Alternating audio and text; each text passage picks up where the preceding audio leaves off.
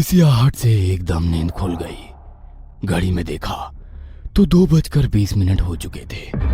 रात के वक्त एक अजीब सी आवाज मुझे अपने कमरे के भीतर से कहीं से आ रही थी। आवाज कोई अपने नुकीले नाखूनों से जमीन कुरेद रहा हो, इस तरह की आवाज। उस आवाज को सुनकर डर के मारे मेरा गला सूख गया था। प्यास तो बहुत लग रही थी पर उठने की हिम्मत नहीं हो रही थी। काफी देर मैं ऐसे ही आंखें बंद करके अपने बेड पर लेटा रहा, पर वो आवाज थमने का नाम ही नहीं ले रही थी। अब इस बात को मुझे पूरा यकीन हो चुका था कि वो जो कुछ भी था मेरे काफी करीब था। उस अजीब सी खौफनाक आवाजों ने मेरे दिल के अंदर इस तरह का डर भर दिया था कि डर के कारण तेज हो चुकी मेरी सांसों की आवाज उसे सुनाई ना दे, इसलिए मैं अपनी सांसें भी धीरे धीरे ले रहा था। वह क्या है ये देखने की हिम्मत तो नहीं थी, पर कब तक ऐसे ही लेटे रहने का ढोंग करता।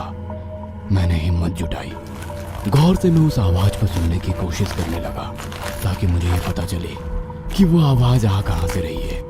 पर दिल की तेज होती धड़कनों का क्या करता। दिल तो जोर जोर से धड़क रहा था, पर मेरे कानों के पर्दों पर एक ही धीमी आवाज टकराकर मेरे दिमाग को सचेत कर रही थी। कुछ पल के गहरे सन्नाटे के बाद मुझे दोबारा वो दीवार को नाखूनों से कुरेदने की आवाज आने लगी। अब उस आवाज की दिशा ने मुझे चौकन्ना कर दिया। मैं समझ गया था कि वो आवाज कहां से आ रही है। बिना आवाज किए मैंने धीरे धीरे अपने ऊपर कंबल ओढ़ना शुरू किया। कंबल सिर तक ओढ़कर सिर्फ आंखें खुली रखते दीवार से सटकर लेटा हुआ मैं बेड की दूसरी तरफ सरकने लगा, क्योंकि आवाज बेड के नीचे से आ रही थी। मैं धीरे धीरे अपने बेड से नीचे झांकने लगा, क्योंकि वह आवाज मेरे बेड के नीचे से आ रही थी। मेरी नजरें बेड के नीचे फैले काले डरावने अंधेरे में उस आवाज को तलाश रही थी। अब वह आवाज आनी बंद हो चुकी थी। एक खौफनाक जानलेवा सन्नाटा पूरे कमरे में फैल चुका था। उस सन्नाटे में मैं अपने दिल की तेज धड़कनों को साफ साफ सुन सकता था। सामने घड़ी पर नजर गई और पता चला धीरे धीरे हर सेकंड आगे बढ़ती हुई सुई 2:30 बजने पर रुक गई है।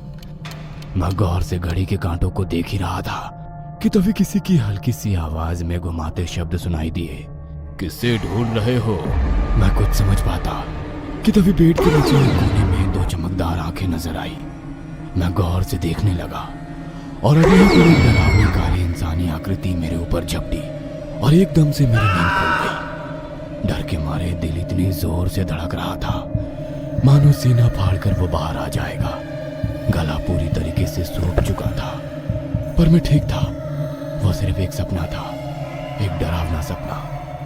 पूरे कमरे में बल्ब की हल्की रोशनी बिखरी हुई थी। उसी रोशनी में सामने दीवार पर टंगी घड़ी पर नजर पड़ी। रात के करीब 2:20 हो चुके थे। खुद को महफूज पाकर मैं दोबारा सोने की कोशिश करने लगा, पर रह रहकर दिल में ख्याल आ रहा था, मेरे बेड के नीचे सच में कोई है। पर नीचे देखने की हिम्मत नहीं हो रही थी। मैं चुपचाप लेटा रहा, पर दिमाग में डरावने ख्याल आ रहे थे। अगर वो सपना सच हुआ तो। मैंने हिम्मत जुटाई और एक तरफ झुकते हुए धीरे धीरे बेड के नीचे झांकने लगा। दिल की धड़कनें तेज हो रही थी। मेरी नजरें बेड के नीचे अंधेरे में घूमने लगा, पर कुछ भी नहीं था। जान में जान आई। मेरी नजर दीवार पर टंगी घड़ी पर गई। घड़ी की सुई धीरे धीरे आगे बढ़ रही थी और तभी नाखूनों से दीवार को अपने नुकीले नाखूनों से कुरेदने की आवाजें आने लगी। मेरा गला सूख गया। दोबारा घड़ी पर नजर पड़ी। 2:29 हो चुके थे। तभी लाइट चली गई और दिल की धड़कन ही जैसे रुक गई। पूरे कमरे में काला अंधेरा छा गया। मेरा जिस्म डर से कांप रहा था। बेड के सिरहाने रखे मोबाइल की टॉर्च शुरू की और घड़ी पर नजर गई। 2:30 बज चुके थे और उसी के साथ घड़ी भी बंद हो चुकी थी। तभी एक आवाज कानों पर पड़ी, किससे ढूंढ रहे हो। मैंने टॉर्च पीछे घुमाई और मेरे बगल में लेटी अपने मुंह का जबड़ा खोली वह भयानक आकृति नजर आई। अगर आपको हमारी ये कहानी पसंद आई हो तो इसे लाइक